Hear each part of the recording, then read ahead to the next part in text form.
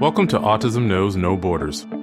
Discover what's possible when people impacted by autism inspire change and build community. Together with the Global Autism Project, here's your host, Rachel Harmon.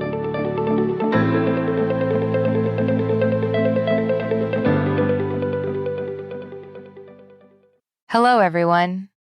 This week's episode is part 2 of our 2021 highlights. Today, we'll be covering some of my favorite moments from episodes 72 to 89. To listen to the highlights from episodes 42 to 71, you can check out part 1 of this special highlights series. And if you're curious about episodes 1 to 40, you can also listen to our 2020 highlights episode from last year. Links to these can be found in our show notes. In this episode, discover what's possible when community inspires change. Episode 72 featured autistic wildlife photographer and activist Alfie Bowen. In these next clips, Alfie talks about using his autistic strengths to fuel his photography, highlighting animal emotion, and connecting people with the natural world. I think I definitely connect more with animals than with people. I definitely feel more myself around animals than I do around people. Bit like the flick of a switch when I get to a zoo or whatever. All the stresses and anxiety just vanishes while I'm there. And then I leave the zoo gate and it all floods back again. What are your autistic strengths that affect your photography? I think the biggest one is noticing every small detail, which can be quite overwhelming in everyday life. But in my photography, it allows me to notice viewpoints and angles and details that other people wouldn't. For example, on a zebra, if there's a white hair on a black stripe, I notice it straight away. So I pick up on all of that, and that comes across in my photography. How would you describe your art, your photos? Quite emotional, or I hope they are. That's what I try. That's my main focus through my photography, to get people to connect to the natural world, to look deeper than just the appearance of an animal, to inspire them to care about the natural world. They're often black and white because I always feel that that encourages people to look deeper, to connect emotionally to the animal. A lot of them, I'd say 90% of them, focus on the eye, which is famously known as the kind of window to the soul. So I always focus on the eye, trying to get a pin-sharp eye. I was joined by Lisa Pugliese-Lacroix in episode 73. Lisa is a speech-language pathologist, a former collegiate tennis player, and the founder and CEO of Love Serving Autism, a nonprofit organization that provides therapeutic tennis instruction for individuals with autism. Here's Lisa explaining the benefits of tennis for autistic people. What they're learning in tennis can carry over. The skills they're learning, the hand-eye coordination, the fitness, the balance, the learning to control the power. Like a lot of the kids, when they get on the court, they don't know how to control the ball. So it helps with their motor planning skills, coordinating, their movements. Some of the kids hit the ball way too hard and it flies out of the court. And we have to teach them, okay, you have to hit it within these lines. They don't realize how strong they are. And some of the children need help with hitting the ball more powerfully and really feeling like how the ball feels on their racket. It's repetitive and it's very visual and it's social. A lot of the kids come out, if we have 10 children, up to 10 children in a class per hour, they get to see their friends, they get to meet new people, and it increases, their ability to, improves their social skills too. So I think there are so many benefits, and even it benefits the parents too, because it's a support network for them. And they don't feel as isolated. They're raising a child with autism and maybe they don't know anyone in the community or they don't really know where they're accepted. They don't want to take their child somewhere where they might feel they're being judged. But when they come to tennis, their child can have a moment and they're still, it's okay. You're here with everyone else. And it's more of an unconditional, loving, family unit. In episode 74, I had the pleasure of speaking with Dr. Stephen Shore. An autistic professor of special education at Adelphi University, Dr. Shore came on the show to talk about what he calls the 4 A's of autism.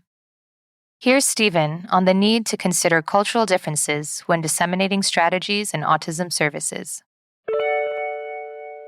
Autism strategies and concepts and whatnot is not something that you can export.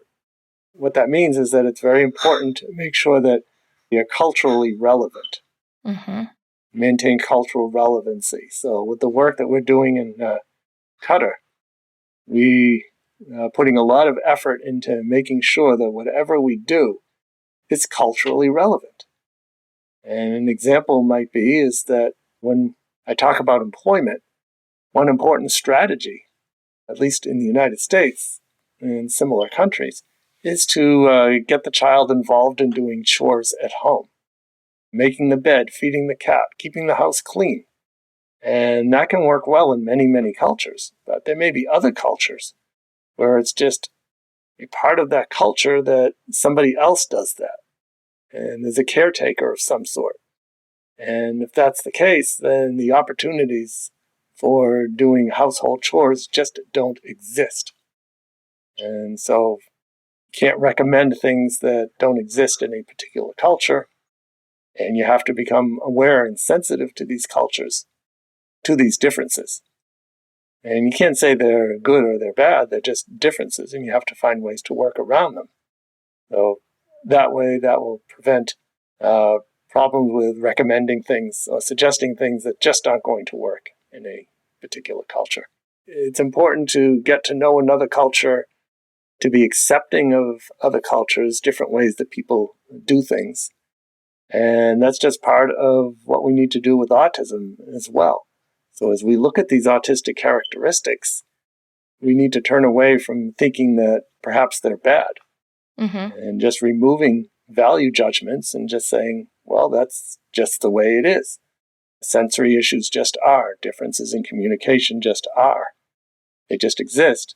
And now the question is, what can we do to work with these differences? Yeah. With the person who doesn't speak and probably will never speak. So can we find another means of communication and work with that? And likewise, in various cultures, there are just some things that will never be done in the United States that are done in other countries that might be helpful in the United States, but that's just not done here. That's not the culture. And then we can flip it around too. There's things that we do here that aren't done in other places. So we need to work with what there is. Episode 75 was a double feature with our CEO, Molly, and our Global Autism partner from Kenya, Pooja Panesar. In these next clips, Molly explains our essential, preferable to me framework, and Pooja talks about her experience collaborating with SkillCorps teams. We always talk about how everything we do has to pass the flyaway test, meaning when we fly out of that country, whatever it is that we were working on should be sustainable, should be wanted, should be relevant so that it continues. We don't really care what is going on when we're there right in front of everybody. We care what's going on when we fly away. And that's something that you also, one of the many lessons that SkillCorps members get while they're in the field, and again, they really get it while they're in the field because they're in that kind of sponge mode, like, okay, how can we do this? And sustainability is so important because we won't be here. But then they come home and they use some of those frameworks that we use to create sustainable change. They use some of those frameworks in the families with the families that they're working with, right? So really prioritizing what are the needs of this family at this time in the same way that we prioritize what are the needs of the center. And, what is essential right now? We talk about this framework where it's essential, preferable, or preferable to me. And if we're being honest, a lot of times when recommendations are made, they're made in the category of preferable to me. Like it's preferable to me that it gets done this specific way. And when you stay in the preferable to me space, you lose out entirely on what's essential. Any changes that were proposed or suggested, they first came through me. So I would be able to see, is this something that will be sustainable? Is this something that we can actually develop as a system into our center and keep it going? Is it relevant to what we're doing? Is it culturally appropriate? And then I would be able to say, okay, yes, this is how we're going to roll it out. And I would have that team of professionals to help me roll it out. So every time I would struggle with maybe, we need a bit more hands-on in terms of training this topic or this aspect, this is where Skillco would always be there to back me up, and we'd be able to move forward with it. So it's always been an amazing experience. The continuation has been great. I don't feel that I had people coming to tell me what I should do, but more like coming to support what I was already doing and showing me other suggestions, which, we must always be open to. Episode 76 was a Global Autism Community Roundtable event.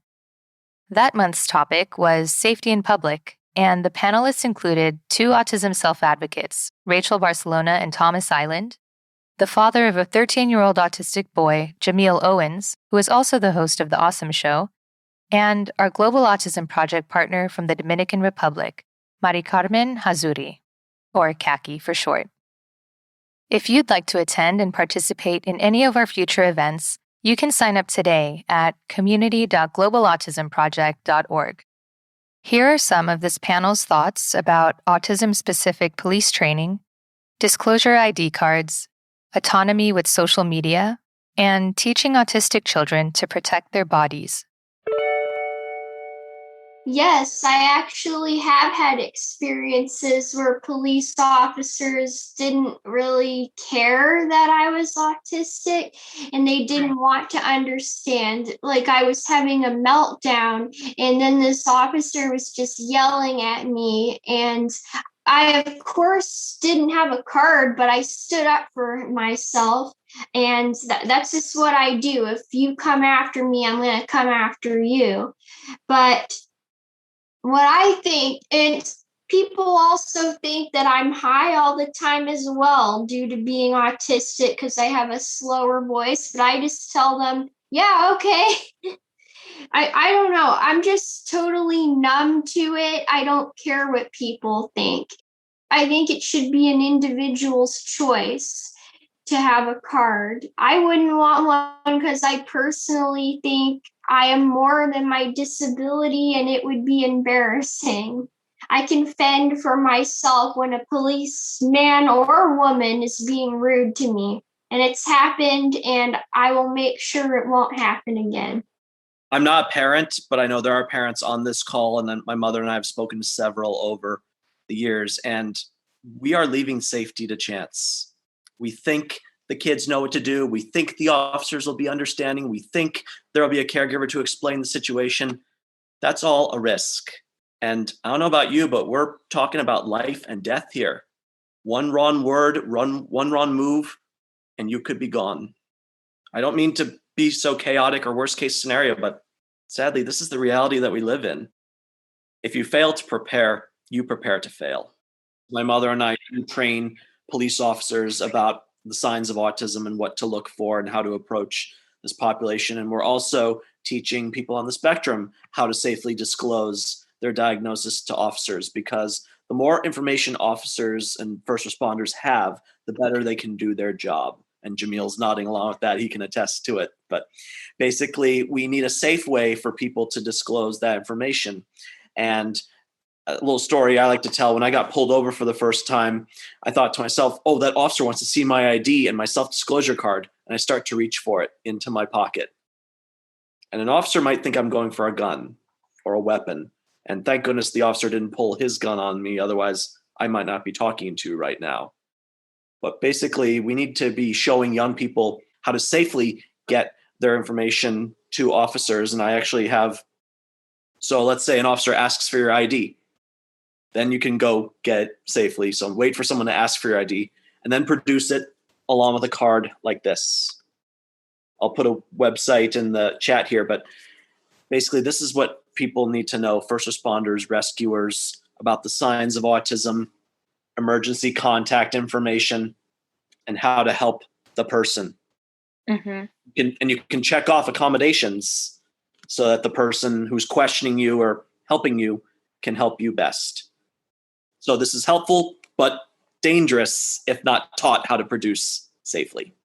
I think it circles back to what we were just talking about. The last topic is giving the space to make their own decisions. You know, at the end of the day, they are capable. Rachel, you're capable. Tom, you're capable. So many autistics that I've met are capable of making their own decisions. And it's like, okay, as a parent, am I being overbearing? You know, am I being too much, too worried, which can hinder their growth? So, you know, when that day comes and it comes down for advocating for him too, when he steps to me and be like, hey, Dad, you know what? I got it. I think I can speak for myself now. I think I'm good. Then I'm gonna just fall back. I'm gonna just relax. You know, I'm gonna keep doing what I'm doing for the community, but I'm gonna fall back as far as being a voice for him. And I think this is one of the things too. If he wants to, you know, have a social media account, I want to discuss it with him. What are you planning to do? Is it personal? Is it business? You know, what are you thinking about? And kind of like just pray about it and let them take the reins, you know, and hopefully during that time of now and when that comes about, hopefully I'll just guide him right in life so he'll know, you know, what decisions to make. Some of the things that we do is try to teach our kids from very, very young age that you need to get to know someone before you hug them or before they try to like move your body for you or before they go with you to the bathroom because you need help in the bathroom. We try to make sure that when we're teaching toilet training, we keep the door closed, even if they're little kids. And even if there's another student that the staff member is supposed to be with, you call another staff member to stay with that student. And if the staff member has to come into the bathroom with you and close the door because you need help in the bathroom, then we do that. But that helps the kids understand their privacy and that their bodies are private and that not everybody can see you when you're in the bathroom and not everybody can see you when you're naked. And then we talk about those things. We talk about where you can be naked and who's allowed to see you naked and who's allowed to ask you to take your clothes off. That's only your parents and your doctor when you're at the doctor's with your parents. So it's about teaching those like discriminations of when these situations are okay. And then teaching our kids when, like, how to communicate when they happen and it's not okay. It's a lot of work that I feel gets forgotten. Episode 77 featured Cami McGovern, a mother and the author of Hard Landings, looking into the future of a child with autism. We talked about the, quote, disability cliff for adults with disabilities in the U.S., and the types of services available to them after they turn 22. This is Cami describing what success means for her son Ethan. Success for Ethan was productivity and belonging to a community outside his family, feeling like a productive person in life. And I think that is a goal that a lot of families intuitively understand. That's the biggest thing they're shooting for, is that you have connections to people who know and love you beyond your family and extended family or neighborhood or something like that. How that can be achieved is also through a really good day program, but I think Ethan found it at the farm. I think it can also be found in a lot of different ways. It's almost sacrilegious to say, but I think it can be found in volunteer jobs as well. And that's something that nobody wants people to agree that volunteering should be the ambition for this group, because volunteering is unpaid and that's where they got abused so much before. But the problem is if you don't allow that, and a lot of places don't legally allow it unless it's a volunteer position that typically developing. So pet shelters will allow it and food banks will allow it. But there's a lot of Ethan's friends who say, this is what I do for a job. I'm at the pet shelter. To me, that's meaningful. Why are we undercutting that or saying that doesn't count for some reason? If they are needed and part of a world there, I still, the danger is, and some people will vehemently argue that that works against the ultimate goal of getting paid full paid community-based jobs. But I feel like most parents would say the real goal is belonging somewhere and having something to do. In episode 78, I spoke with Gary Jesh and Leslie Baldwin. Gary is a live animation performer and the founder of Invirtua, a telehealth learning service that uses animated avatars to interact with autistic children. Leslie is Invirtua's senior partner, as well as a member of their board of advisors. She was previously a manager and special educator at Texas Children's Hospital. Next, Gary and Leslie talk about using avatars to teach social skills and build relationships.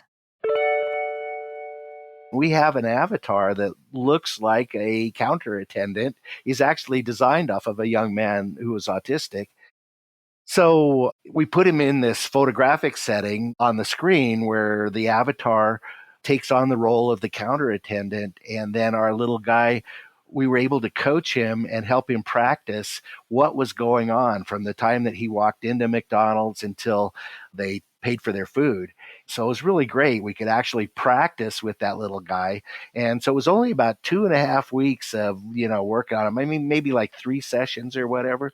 And the next time his mom and he came in, she goes, "Oh, you wouldn't believe it. We were at McDonald's and he ordered his own lunch." It was a combination of the practice, right? Mm-hmm. And overcoming maybe a little bit of fright of some type that was holding him back, and just understanding more rather than it being unknown and being afraid of the unknown. He had self-confidence. And for a 10-year-old to gain self-confidence that quickly, that is a pretty special thing when that happens. We were all just like, yeah, high five. It was great. I think the other thing too with the families that are involved, depending on if they look like they're struggling a little bit in terms of how to interact or how to support their child, we're always there to kind of help support them also. Sometimes you can have a parent that might be helping a little too much. You say, okay, let's take a breath and let's think in your mind, let's count to 10 and see if your child can respond. And it isn't always verbal in terms of how they're responding, and being respectful of that and understanding where is this child trying to communicate and what can we do to help support that.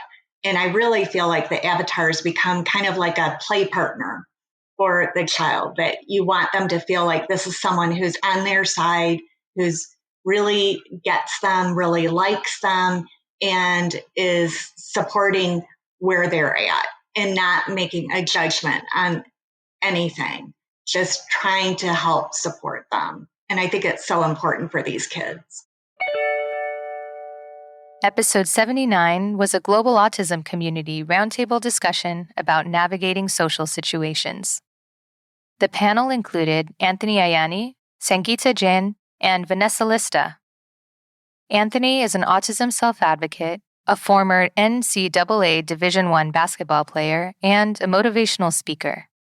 Sangeeta is the mother of an autistic young man and our Global Autism Project partner in Chandigarh, India. And Vanessa has an autistic brother and is a kinesiology and psychology student. Listen to their ideas regarding how to change the narrative about autism. So I played on a team full of guys at Michigan State that were the kings of sarcasm and jokes. And one of my biggest weaknesses being on the autism spectrum is I'm very black and white, and I cannot understand jokes and sarcasm really well. Like if somebody's joking, but I take it seriously, like I kind of lose my mind. If somebody's being sarcastic and I really can't tell if they're being serious or not, like I get so confused. So there were so many times in that locker room at Michigan State where I was like, okay, is this person being serious? Like, are they kidding? And so early on, it was a struggle for me, but like, there was a little incident we had in the weight room between me and one of my teammates who plays in the NBA, Draymond Green, where I didn't understand a joke he was saying. And then it got to the point where I got so upset with him. And then he was like, don't be on the team then if you can't understand jokes. And then my strength and conditioning coach kind of, stopped the situation by telling Draymond, hey, here's why Anthony can't understand your jokes, because he's on the autism spectrum. He's autistic. A lot of things are very black and white for him. He doesn't understand your jokes because he thinks sometimes you're picking on him. So after that, my teammates kind of had a better idea of how my mind processed things, how my brain processed things very differently than they did. So there were times where some of my teammates were joking, but in my mind, I couldn't tell if it was joking or being serious. I wasn't afraid to lean on to a couple of guys and say, hey, was so-and-so kidding or was so-and-so being serious? And they were just like, no, he was just kidding. Like, don't worry about it. But if there was like, hey, we got to be back here at the arena tonight. We got to shoot free throws at 9:00. But if they said it in a sarcastic way and I still can't tell, I would still lean on my teammates or even some of my coaches and go, hey, so-and-so said we got to be back here tonight at 9:00 for free throw shooting. Was he kidding? Was he serious? I couldn't tell the way because of his tone. And then the response would be, yeah, we got to be back here at 9:00 tonight just for 20 minutes of free throw shooting. We're good. So just being able for me to lean on my teammates and kind of lean on my coaches again, because I talked about that trust process earlier, for me to be able to lean on them and go, hey, was he being serious or was he just kidding?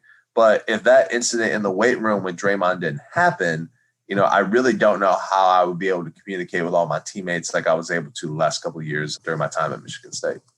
When we introduce our children, our siblings to the other people in the community, we should not just talk about the deficits and only the challenges that they face, because then it becomes like, oh my God, it's probably to deal with them is really, really very difficult. So we should just, change the topic and talk little nice things about them and how wonderful and how fun it is to be with them. And then, yes, of course, they have these difficulties, and this is how you can do it. So we need to, when we were talking about the inclusion, we need to change the way we introduce the people on spectrum to the community, because, okay, this is the sensory issue and this is what I also did that. But when you want the others to get into the inclusion, as we talk a lot about the reinforcements, they also need to be reinforced for them to get into this. So when my son was small, I always, did that peer buddy system where like anyone would be, my son's buddy would become the monitor. I don't know what you call the class leader of the classroom for that day. So every day, every child would say like, oh, I want to be sitting with Subrat. I want to be his buddy today. So I guess there has to be some kind of reinforcement attached to it. And that's how I started inviting my daughter's friends to our home, and so that they get reinforced, and then gradually introduce Subrat to them. And that's how we built up some sort of social interactions. And I'm very proud to say that Subrat is very well accepted and loved by everyone. When you do go to explain that to someone, there needs to be something to not make them afraid. Like it was said earlier, when you're explaining it, you're saying things that they don't like. Sometimes that steers people away from them because they're afraid of doing something wrong. So I feel like sometimes it's more so, well, they love doing this. Do you like doing that? Like maybe go play this with them, or things like that, like showing the commonness between people, like their similarities and their likes. Because if you get them to come together with something they like instead of showing them things they don't like, I mean, obviously, there comes a point when maybe when it happens, you say, oh, okay, well, they didn't understand that, but let's try it this way. I think giving them a correction and maybe how to work with them. So if like you understand, like, so with my brother, like I understand his certain like signs and stuff. So if I tell them how I'm used to working around them and making him feel more comfortable, if you're giving ideas of like that instead of don't do this, I think that's what steers people away, because they're so afraid of upsetting them and not screwing up, if you will, not making a mistake. Yeah, exactly. And like, I mean, I'd be a nervous wreck too to offend anyone or upset them. Right. So I think a lot of it is, yes, we need to teach acceptance and understanding of it, but I think a lot of it has to do with maybe us learning the social skills around it too, and how to accommodate their needs. Because if we're not accommodating what they need, then how are we supposed to understand them? In episode 80, I was joined by Tara Vance and Kate Jones. Tara is the founder of Neuroclastic, an autistic-led nonprofit organization that publishes articles by autistic writers and professionals advocating for representation and human rights. Kate is a psychotherapist and visual designer at Neuroclastic. Next, Tara and Kate discuss autistic empathy and positive affirmations for autistic children. We don't respond to telling someone, oh, that must have been so hard for you, when they tell us something hard that happened, because that is assuming their emotional states and that they want us to respond to their emotions. We don't want, some people, some autistics might, but in my experience and how I am and how Kate is, and we talk about this all the time, we don't want to validate each other's emotions. We want to see how close you can get to understanding what it's like. So if I tell you something and you don't have a child about how my child is extremely hyperactive, and you tell me about this time that you adopted a shelter puppy that chewed up all your furniture, I don't think that you are trying to one-up me. I think that you're saying this is as close as I can get to knowing what that's like. And I think of that as profoundly empathetic, because you're trying to tell me that you've heard me, that this is where you are, and then you're giving me permission implicitly to explain how they're not the same or how they're exactly the same. So we do this automatically. Other autistic people don't feel like that's being dismissive. We feel like that is being responsive because you're not trying to coerce. I don't understand why other people would tell me what emotions I have. Why would that help me in any way? Or how is that showing empathy? I want them to tell me how close they can get to where I am, so I know, how well are we really relating? Phrases like, don't be so dramatic. Don't be so sensitive. Keep your hands still. Quiet hands. They are the kind of throwaway comments that autistic children hear. And if you're not autistic, or if you're not really listening for them, they could feel throwaway. They could feel almost nothing, just sit properly. What is the proper way to sit? But all of the time, the autistic person, the autistic child, is taking these messages in and thinking, I'm only okay if I take up as little space as I possibly can, if I keep really still, if I can make myself and my body and my mind do the things that you're telling me it needs to do. And the consequences of that are dire.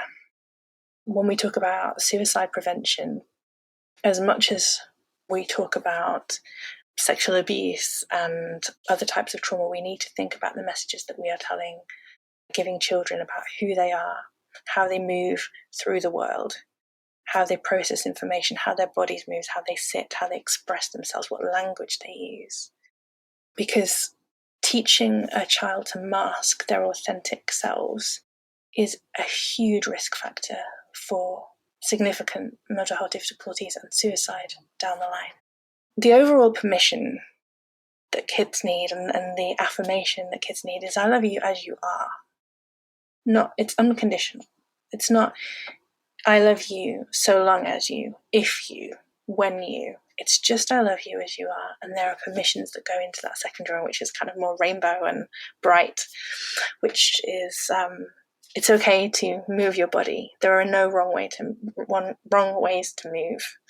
You can stim freely. You have a right to communication. Episode 81 featured Tom Oliver, an autism self-advocate, TEDx speaker, and aspiring lawyer from Australia, who has dedicated his career to helping autistic individuals caught up in the justice system. Listen to Tom's argument that autistic people should not be punished simply for being autistic. I really think it behooves us to consider, in light of the aforementioned 3 autistic characteristics in the corresponding case law I found, to consider whether autistic people are being punished in such cases simply for being autistic. And as controversial as that might sound, Rachel, if John is unable to decipher who he should or should not take instructions from, I should say that John was another autistic client who he had his sister's boyfriend invite him to a party, and John was very excited. He'd never been invited to a party before, and at the party, John met a stranger whom he thinks is his friend within 20 minutes, and this newfound friend gave John a bag and told him to put it in the boot of his car.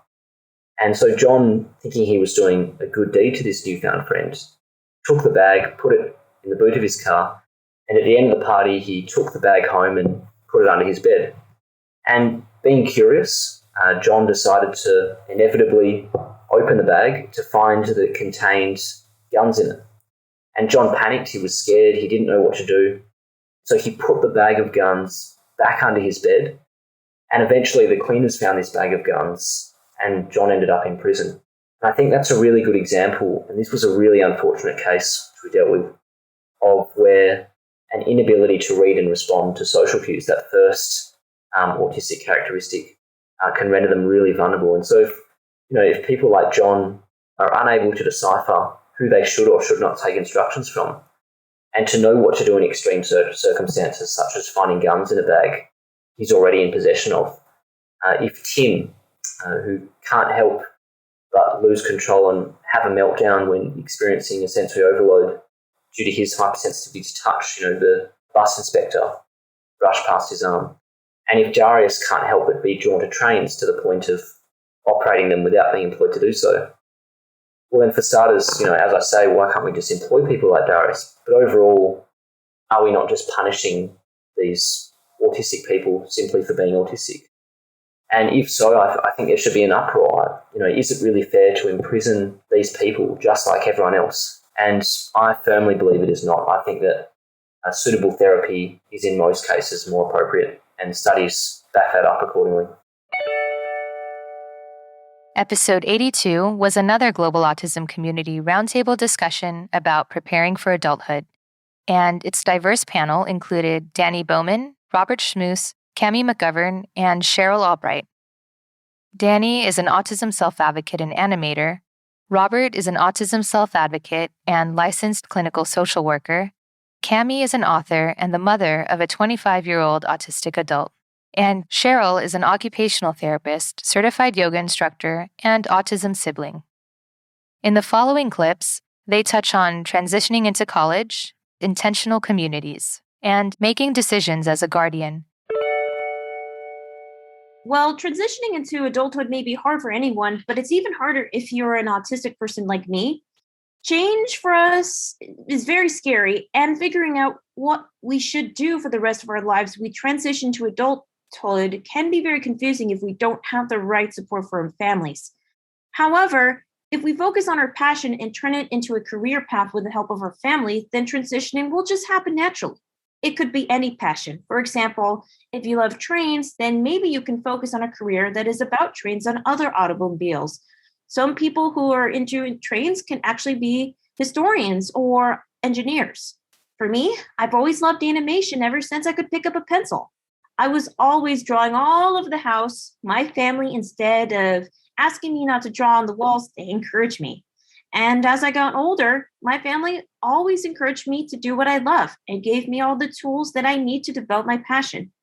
However, going from high school to college was very scary because it was a different routine. So my family made sure I've always had assistance to transition in the first month or so of each semester in college to help me get acclimated. My family knew I could handle the academics just fine, but it was the transitional part that was difficult. Getting used to new routines, it's always scary for some of us, but we could do it. But some of us just need extra help in that department. And asking for accommodations is a good thing too, because it's another way of helping you succeed. There is no shame in having accommodations. I've always found myself in situations where I would kind of throw myself in them. And one of them would have to be when I transitioned to college straight away from high school. Like that was my goal. That was my goal. And, one of the things that I was told by a psychologist who did who evaluated me, and his evaluation said because you're autistic, it's very unrealistic for you to live alone for 4 years at college. And you know what? I was taken aback by that. And so were my parents. They told me I really should go ahead and do it. And I did. You know what? It was there was a lot of things that was unexpected, like it was the first time me living on my own. I was like 18 years old. I had to be responsible for things. And you know what? It was hard at times, but I just kept going at it. I took it one day at a time. I feel that was something that really helped me through it. Then after that, went to grad school and graduated with my master's within a year. And then I was able to go forward, get my LSW license, failed the test twice, passed the third time. Then after a couple of years, went for my LCSW exam, failed twice, passed it the third time. But, I just kept going. I guess because I wanted to really prove to myself that I was someone who can succeed, that I was someone who wasn't going to give up.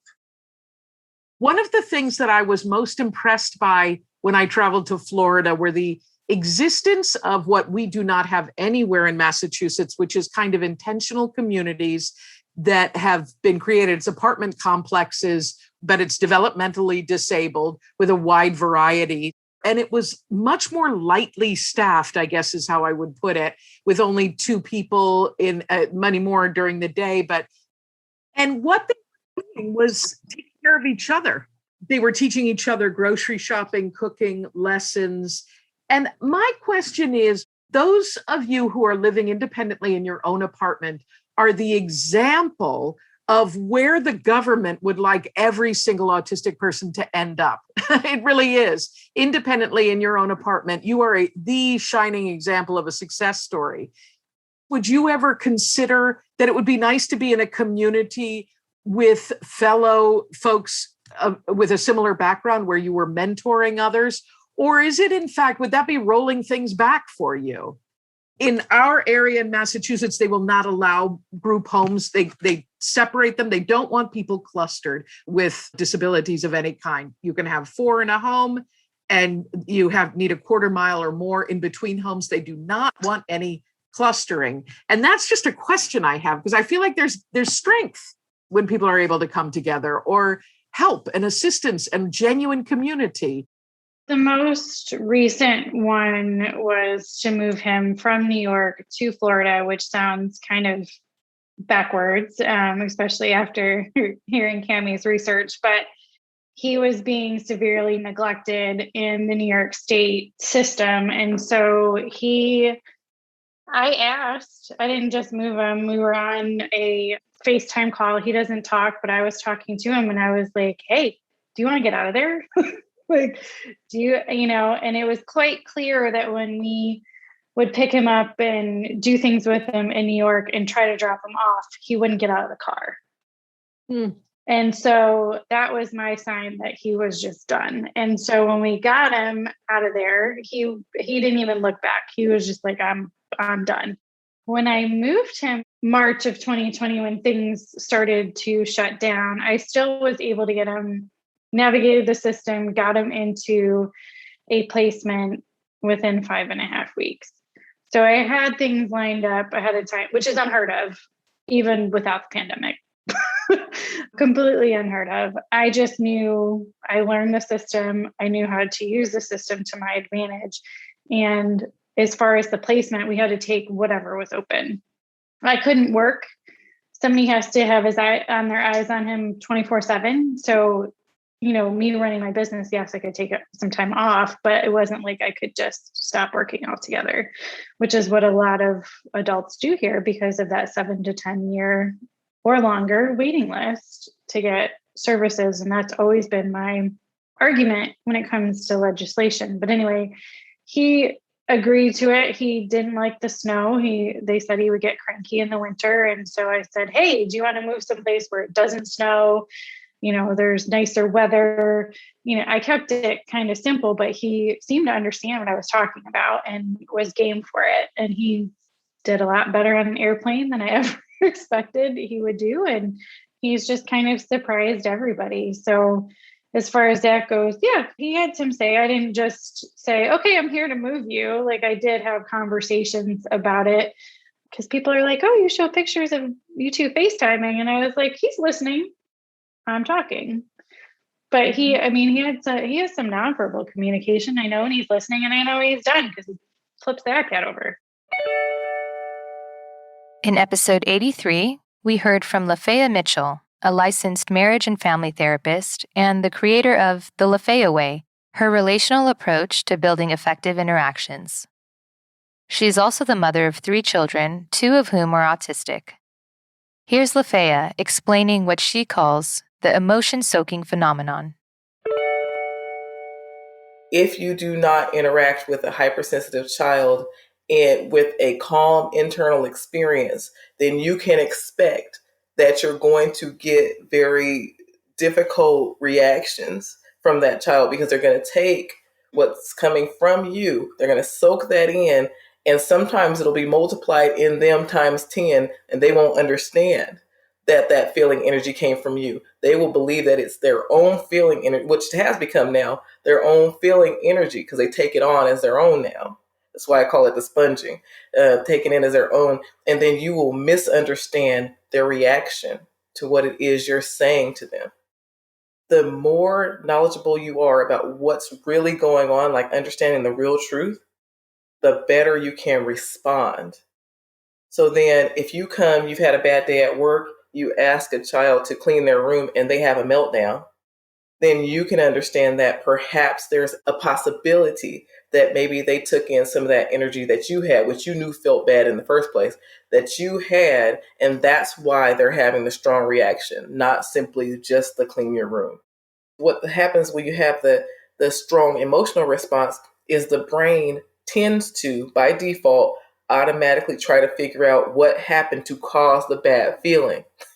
Okay, and usually the brain's going to think of whatever is on the surface. Well, you said this or you did that will be the reasons. Mm-hmm. Now, when you're empowered with this, now understanding the real truth, then when the brain tries to default there, then you can say, wait, okay, could it be hungry, angry, lonely, tired? Could it be a trigger space? So then it reduces the intensity and kind of the seriousness we take in this emotional reaction that happens in the body. So it gives you a way to have a better response, which takes me into the third step, which is to respond in alignment with your truest intentions, which is what? Okay, as a parent, you know that you want your children to feel safe, cared for, loved, all those wonderful things. But you get into reactions that reflect none of that, right? So when you're responding in alignment with your truest intentions, you're keeping in mind, which is understanding the real truth, another element of that, right? But you're keeping in mind, what do I really want to get out of this interaction? What do I really want in my home? If you say that you want peace in your home and you're yelling, then you're operating entirely against your own truer intentions.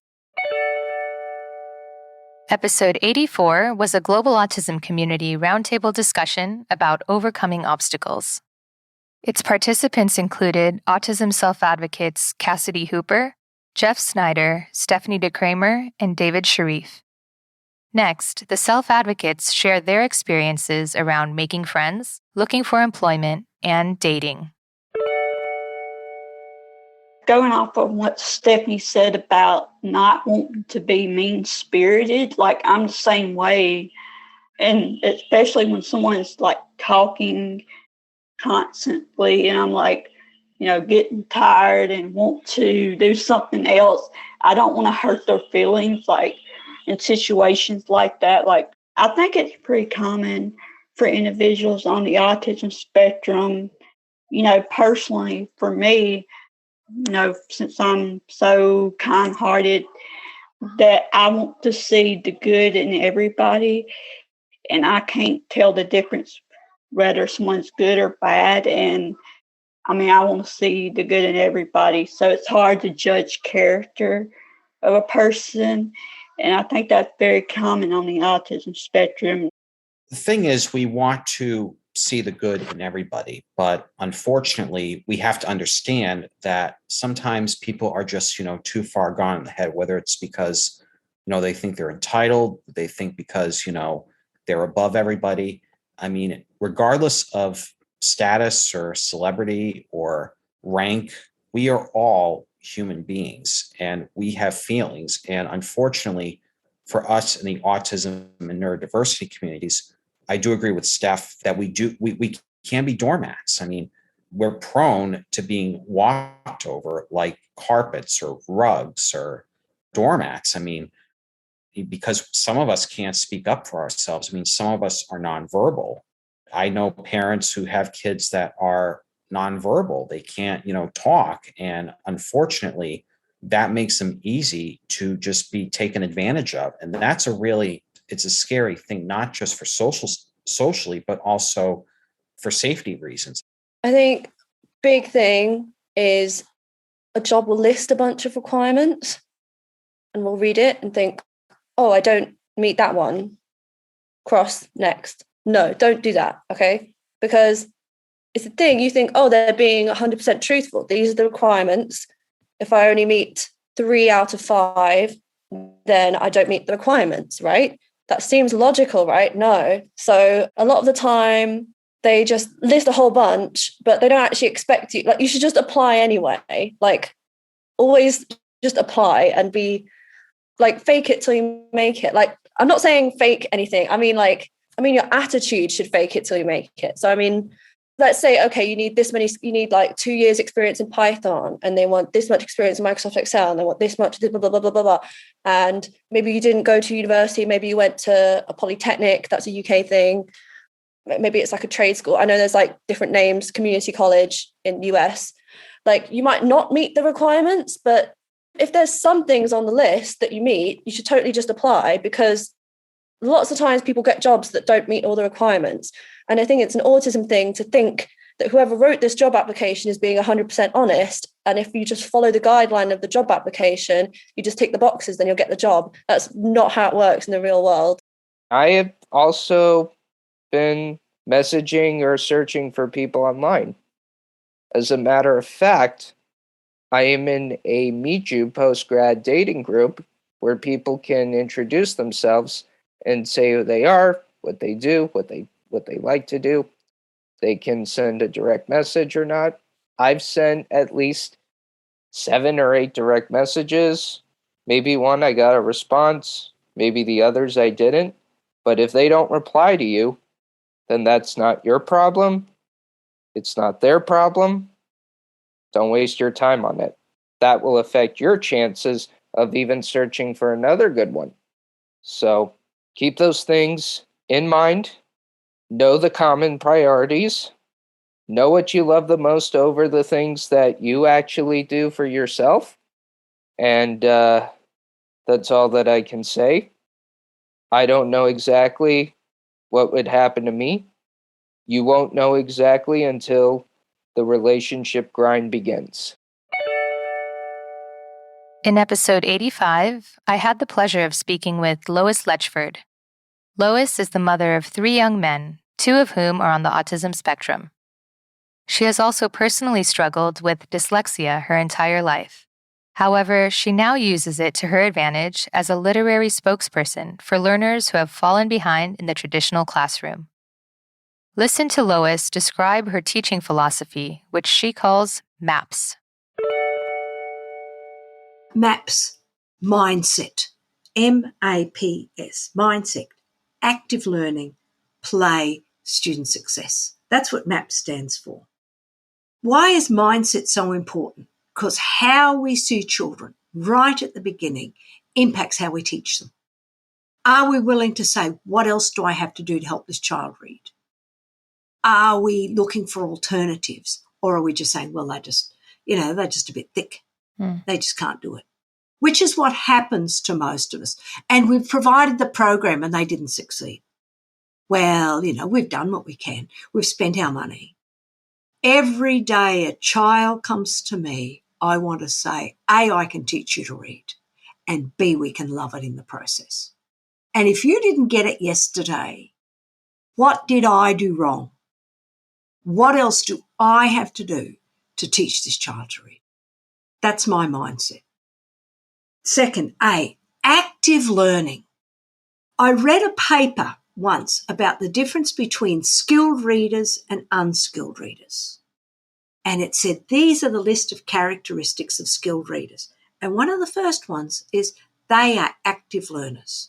They read something and a picture pops into their mind and they engage with the picture and the text and live in another world. What do unskilled readers do? They read words, they do as they are told.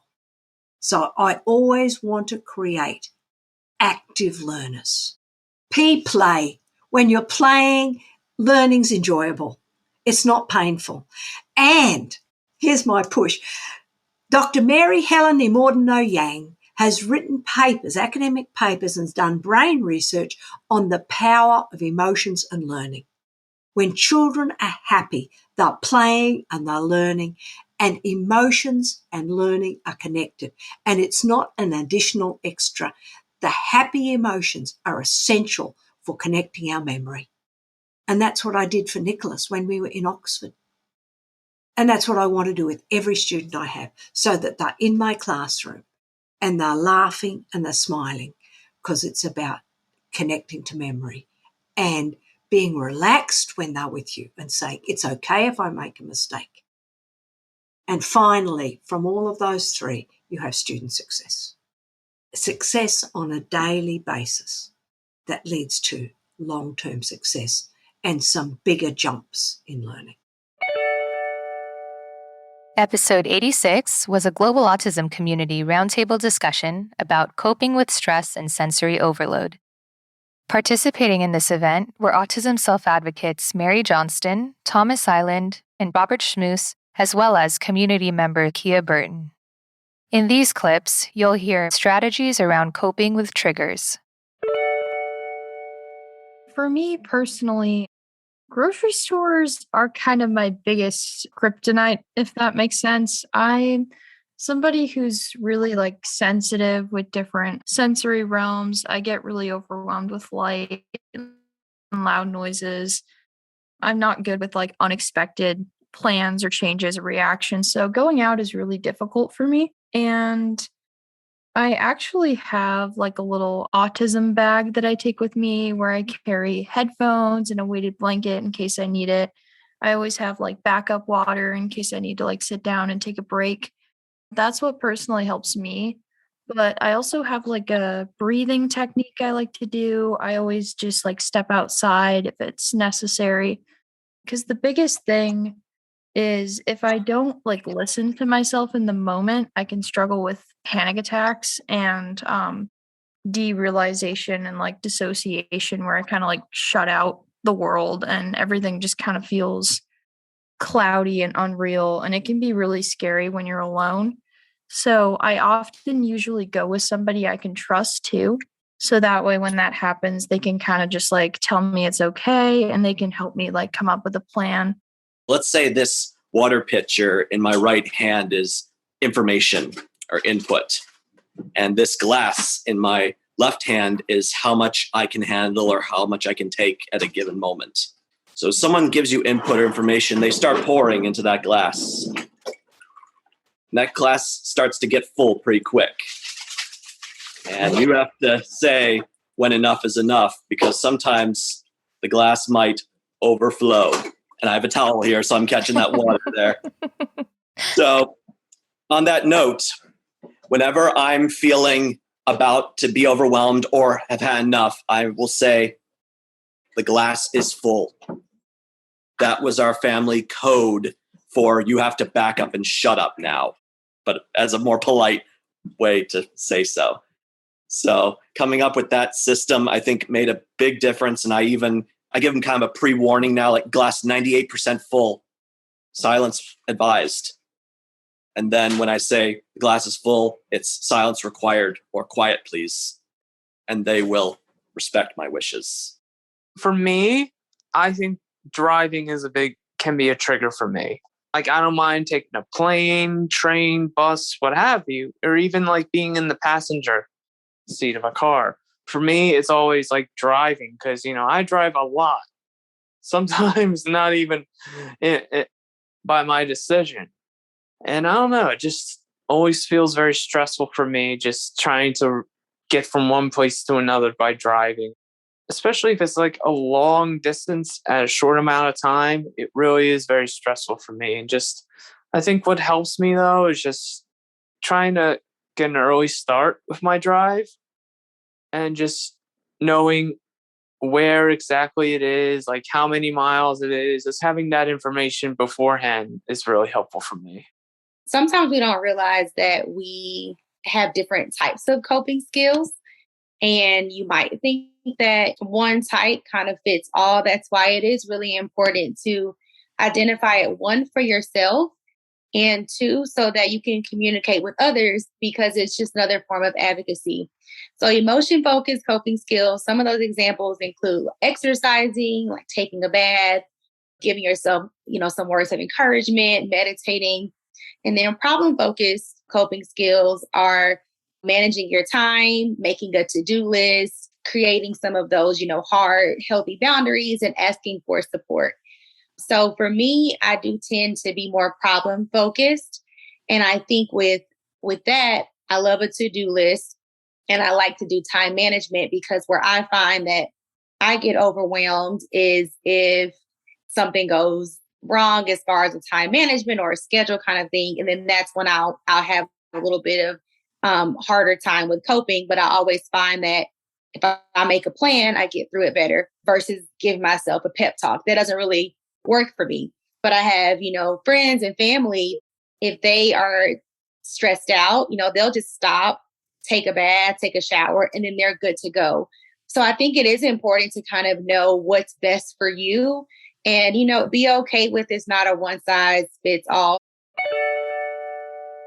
In episode 87, we brought back 3 special guests: our CEO, Molly, our partner from Saudi Arabia, Yasser Al-Jaidi, and the founder of the Do Better movement, Dr. Megan Miller. Molly announced the first courses of our new leadership series, and Yasser and Megan shared their takeaways from Leadership Academy and 2019's Global Summit, the Global Autism Project's first annual conference, which was held in Bali, Indonesia. I asked every single one of my team to join the Leadership Academy. And there were a lot of, as Molly said, tangible, real life outcomes. We start saying, okay, that's an excuse. Let's talk about that, the solution. Okay, so this child is doing this, and he was like that, and his mother did that, and his school. Okay, that's all our excuses, explanations, and they are good. But we won't be satisfied with them. We won't say, okay, so we know how or why he did that. Thank you. See you tomorrow. No. What are the solutions for that? We can help this child overcome his challenging behavior. We can help this family overcome the challenge in the school, because a teacher or a school system won't be adaptive enough for our child in that school. So instead of understanding, explaining, excusing the situation, no, there's no limit for the possibilities. We did an exercise that was similar for those who are listening that are familiar with ACT, similar to like a self as context type activity where we had to answer some questions about ourselves. And Cassie pointed out something about me that she had thought, and it was about the Do Better movement and things that I was doing. And she basically said, I wonder if you've ever just been proud. What if you don't do better and you're just proud of what you've accomplished so far? And that was a really emotional moment. It was a very simple statement, but it had a really big impact on me. And just thinking about, how much time do I give to being grateful for the people that I'm working with and then the things that we're accomplishing. I'm always just go, go, go. So it gave me, an opportunity to sort of step back and appreciate the things that we've been doing and take pride in the things we've accomplished. So that was really helpful as well. The biggest thing that we're setting out to do with these trainings is, for instance, in that overwhelm training, we're going to go deep. We're going to look at really, really, why are you overwhelmed? We talk about what you're getting out of it. And I know that sounds ludicrous to do the training so you can see what we're doing with that. But, I really think in a way there's a COVID pandemic and there's also this pandemic of burnout and overwhelm and frustration. And we've been talking about this for years at the Global Autism Project because skill core seemed to be the antidote for it in a way. And so we are not new. And, I think one of the most heartbreaking things is that we would have skill core orientation. And I would ask people to raise their hand if they felt like they were so burnt out, they thought about leaving the field in the last month, in the last 2 months, in the last year. And the majority of hands would go up. And so there really is this epidemic or pandemic of burnout and overwhelm. And a lot of that is mitigated with, as Yasser said, mindset. And a lot of that is mitigated with systems and with processes. And again, I'm 18 years into this organization. That's like not normal, and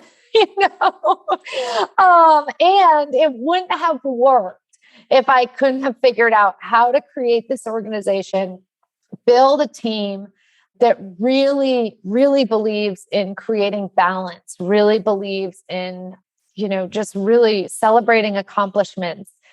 They understand how to move a project from idea to execution. So that took some doing. So I'm really excited to just be sharing that with everybody. Just a reminder, the first courses of our new leadership series, The Art of Delegation and Fearless Feedback, are now available at leadership.globalautismproject.org. And as a valued podcast listener, you can take advantage of the promo code AutismPodcast for an extra 10% off. In episode 88, I spoke with Camille Proctor, who is the mother of a 15-year-old autistic boy and the founder of The Color of Autism, a nonprofit organization committed to educating and assisting African American families with autistic children. Listen to Camille's ideas about how to include more Black people in autism research and teach police officers about autism. I just think that it's really stressful to a parent at that moment when you're talking to them about this study that you're giving them a $30 card for. They can't see the value in it because they're just looking at you like, I got all this stuff to do and I don't have time for it.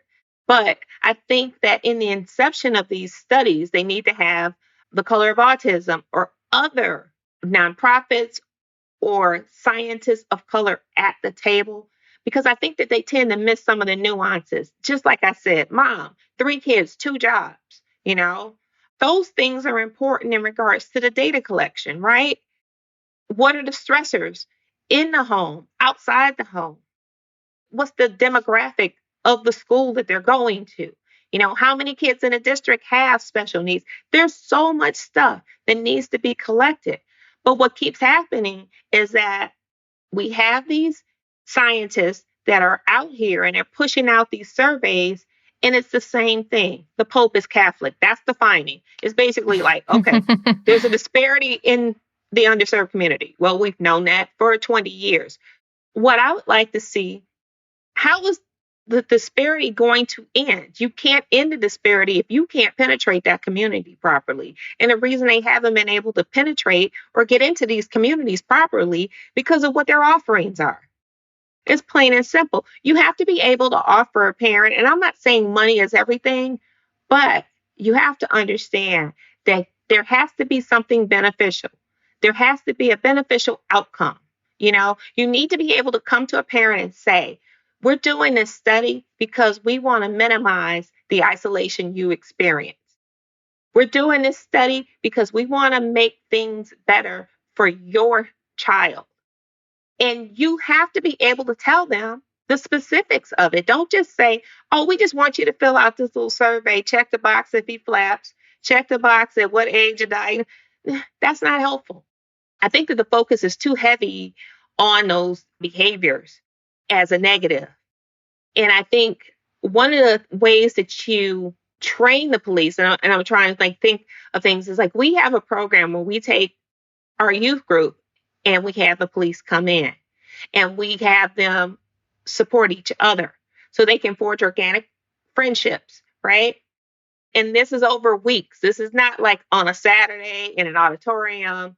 This is like weeks where they're getting to know Jeff or they're getting to know Gina and some of the things that they like to do, some of the things that makes them anxious, some of the behaviors. And they get to understand better if they're immersed or get connected to one another. And that's the key. You have to be able to connect the two in order for the police to understand. Last but not least, in episode 89, we hosted a Global Autism Community roundtable discussion about masking and authenticity. Participating in this event were autism self-advocates Michael Gilberg, Jeff Snyder, David Sharif, Tara Vance, Kate Jones, and Thomas Island. In these last clips, listen to the wide range of opinions about masking and authenticity from the different self-advocates. I think masking, in my view, is about trying to quote unquote appear normal and fit in and conform to society's expectations. Although there is, as I always say, a level of social conformity we all have to go along with to live in polite society. There are things that you have to do just to be around other people, autistic or not, and you can't just say, well, it's my autism. It doesn't allow you to go around hitting people. So I think masking is more a sense of appearing normal and trying to fit into society because people notice people who stand out. We can't just quote unquote be our true selves if being our true selves infringes on the rights or the personal space of others. We all put on different faces for different situations. How I present myself in a professional context versus a friend versus on a date, they're going to be very different things. For me, I think masking is it's very, very harmful because one of the big things, particularly around this time of year, is that you're going to be around people that you really don't talk to on a daily basis. And some of these people you probably don't even want to talk to begin with. So you try to hide your emotions and you're really doing more harm than good to yourself in terms of being somebody that you're not.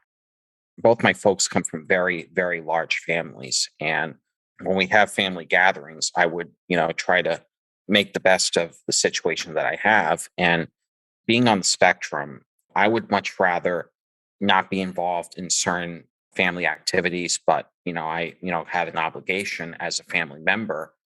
And, I would just, put the mask on for like an hour. And then when I take it off after I get home, I would just feel exhausted. And masking is extremely exhausting. And again, there'd be a lot of situations where I would have to, mentally drag myself into doing what I needed to do. So it's very, very hard in a way. For me, masking is just not really interacting with anyone, just putting yourself in your own room. And then people are looking at you thinking, why do you feel so lonely? And then you really don't have a good answer to why somebody could be asking you that. And there are many assumptions that come out with it, where it's like, okay, we should not interact with this person because this person is not saying a word. And I've had that struggle because I never expressed myself appropriately when being around others. The ability to verbally speak does not exactly mean that you are cooperating with others. The way you behave about it is what determines it. So masking kind of went beyond my skills. And as I was able to express myself further, masking has not felt accustomed for me. It's very hard to switch gears for me to between interacting with autistic people and then going back to interacting with non-autistic people. It used to be a subconscious thing before I knew that I was autistic and what masking was. But now I'm consciously aware of it, and it's acutely painful to do it every time, to show empathy in a way that not feel empathy differently, but show it in a way that does not feel natural to me. I feel extremely obvious. I think that it's just that it depends on speech patterns and how similar or different they are. That's the thing that people are looking for, and facial expressions. And so if you come across as charismatic or witty, if you have a sense of humor, because people have, all these stereotypes, I make a morbid joke about everything. And so I don't know. Masking is more about the projection of the person we're speaking to than about us.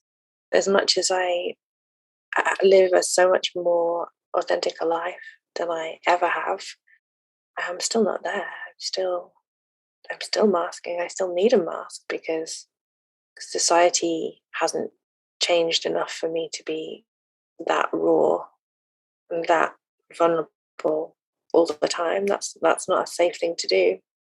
I still have to consider this, like professionally, I still have to consider the spaces I go into and say, hey, I'm a psychotherapist and I'm autistic, because most people are like, well, autistic people aren't empathic.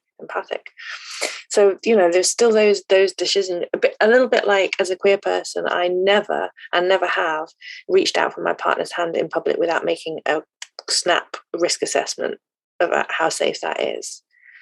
I have never, as an autistic person, kind of not assessed how authentic it is safe to be in any moment.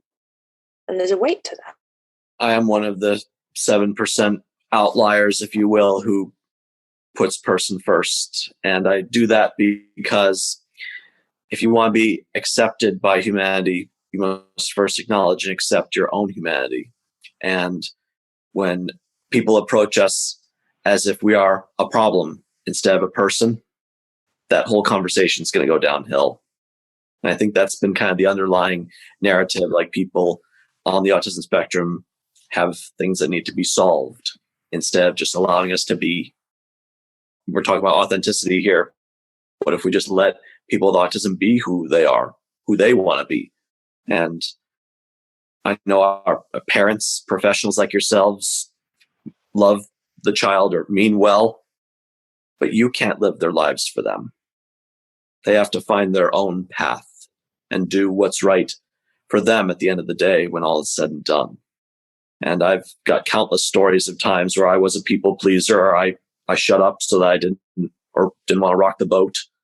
But I also have stories of times where I finally spoke up, and that made me a better person, I think, more than anything. And that's a wrap. As I was reflecting on these past episodes from 2021, I was overcome with immense gratitude for our community. A huge thank you to our guests for sharing their stories, to our listeners for your continued support, and to our team for putting it all together.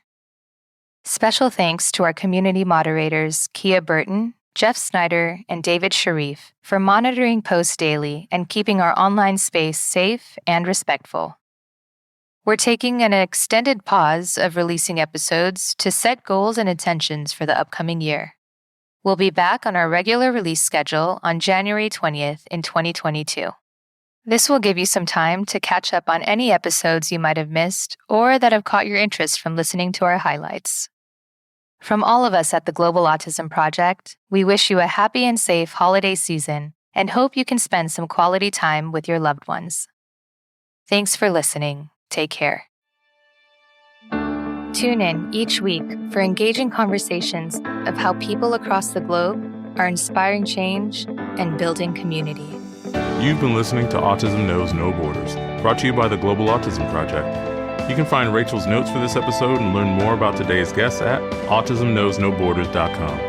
If you enjoyed this episode, please kindly rate the show and leave a review. By doing so, you'll be helping us increase awareness and acceptance of autism around the world.